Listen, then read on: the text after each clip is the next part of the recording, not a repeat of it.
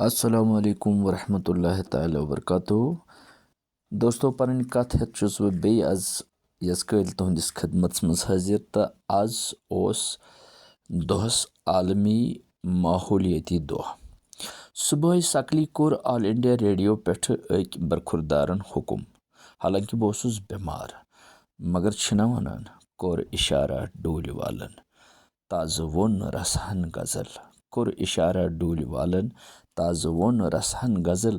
मानने प्यो यार सुंद फरमान, यारस चार क्या क्रीटश किन बेकरारी, बेकरारस चार क्या यार येल गो दूर नीरत इंतजारस चार क्या। छोड़ जे यथ तिथ कर मे उर्दू पठ 4.5 मिनटन हंस कथ रिकॉर्ड तो सूजुम एमिस यारस। सो चले मार्निंग शोवस मज योहै दूनि 1 बजे। पान द्रास गोड स्कूल, अद जुमहस तो छेकरस वोतुस सेंसस ड्यूटी पेठ। तो सेंसस ड्यूटी अदा करित हेचम गर कुन वत तो नमाज शाम क्युत चास गर। पन्न कथ वोत वारिया काल करनसे तो मे आव हंग मंग ख्याल जे आज क्याज रोज न पन्ने कथ हुंद उन्वान आलमी माहौलियाती दोह। दोस्तों गोड सनो यत जे माहौल गो क्या। माहौल दपित गो सोन ओंद पोक तो अस अंद पक मौजूद तमाम चीज तो हालात यम साने जिंदगी पेठ पनुन असर त्रावान छ। अथ मज छु हवा, आब, जमीन, कुल कट, जानवर, जानावार, इंसान, हैवान तो यमन सारने हिंद बाहमी ताल्लुकात गंजरावन यवान। साद लफ्जन मज वनो येत अस रोजान छ तो यह कैंसा अस अंद पक हेर बोन छ तथ सरसी छ माहौल वनान। हजरत शेख नूरुद्दीन नूरानी रहमतुल्लाह अलैह हुंद मान्य सो शुरुक छु अन पोश तेली येली वन पोश। अन पोश तेली येली वन पोश अद येथ तोशन जानावार सोंतस ववख हरदस लोनक दाय अद दी पपन हार तो बाज नस्कन मज छु पपन पाठ ति लिखित। हजरत नुंदरिशी शेख नूरुद्दीन वली रहमतुल्लाह अलैह सुंदी मान सो शुरुक छु माहौलियात तो जंगलन हिंद तहफुज तो इंसान जिंदगी हिंद बाहमी ताल्लुक साद मगर स्रनिस तो तहदार अंदाजस मज बयान करान। नुंदरिश रहमतुल्लाह अलैह छ हत वाद वरी ब्रोह यह हकीकत वाजिया करमज जे अगर कुल कट तो जंगल महफूज रोजन, रूद, पोन, जरखेजी तो जरिए पैदावार रोज बरकरार तो यथी इंसानस रिजकस अंदर हुरर तो चरर।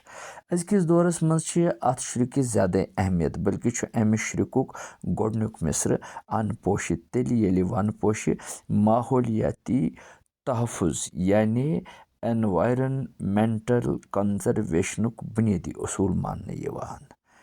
बेहतर रोज गोड पूर शुरुक मान्य बावन। अन दपित गो खुराक अनाज, पोषण मतलब बका यानी फरावनी, वन दपित गो जंगल, तोशन गो शाद सपदुन खुशो खुरम रोजुन, पपन हार गो पपन पाठ, यसल पठ रब सुंद मदद बहम सपदुन।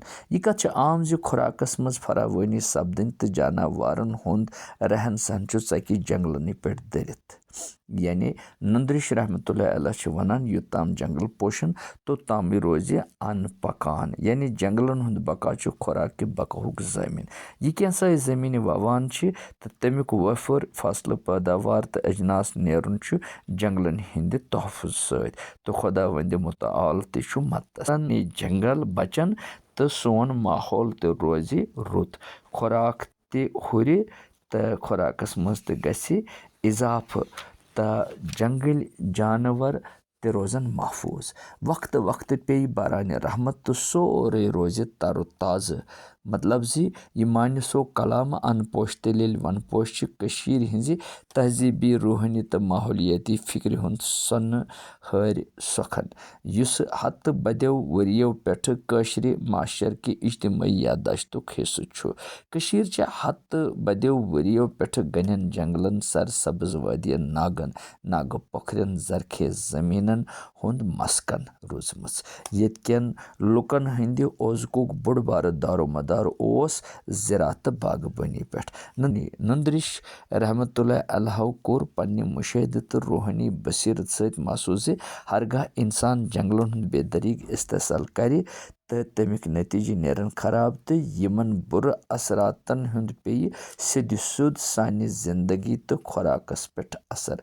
अवकिन वोन तिमो तालीमातो ज़रिए फितरतुक एहतराम तो तहफ़ुज़ करुन। आजकल दुनिया मौसमी तब्दीली, जंगलन हुंद बेतहाशा कटाव, आबच वसे तो माहौलियाती ओलूदगी हिवन मसलन मज उलझित। यिथन हालातन मज छु शेख कामिल सुंद यह दुर्दान ह्यू कलाम अन पोश तेल येल वन पोश ब्रहम खोत ज़्यादा लगा तो माने खेज। माहौलियातिक माहिर अत कथ मानान ज़ जंगल बारिश हुंद निज़ाम डंज रटान तो बरकरार थावान, ज़ेर ज़मीन आबी ज़खीरन महफूज थावान, ज़मीन रुड गसन निश रस गसन निश बचावान, कार्बन शपटवित आलमी सुथरिच गर्मी कम करनस मज मदद दिवान। अदबी तौर तह कलाम सोचर सान पानस अंदर मानियन तो मतलबन हिंद वसवन दरियाव तो बेजोर मिसाल कचन ताम लफ्जन मंजी अख वसी समझी माशी रूहानी तो माहौलियाती फलसफे वफरत। अवे किन कलाम कशरिस इल्मस सुफियान फिक्र तो अवामी हिकमतुक नुमाइंद। यह कलाम चे इंसानस तो फितरत दरमियान मौजूद तवाजुनुक मंशूर। यह अस याद पावान ज ज़मीनिक वसाइल छिन लामहदूद, यम महदूद तो इंसानी बकोक दारोमदार फितरत किस बखास पे। नंदरिश रहमतुल्लाह अलैह सुंद यह पैगाम आज तुतुई ताज़ तो सरसब्ज तो ज़रूरी यूता हत वाद वरियो ब्रोह ओस, बल्कि मौजूद माहौलियाती बहरान किस दौरस मज अमिच अहमियत इफ़ादत क्यों मानवियत दो खत दो बढ़ान। अवकिन लाजमी जंगलन तो अंद पकिच हिफाजत करें। यह अज़कि दुहुक पैगाम।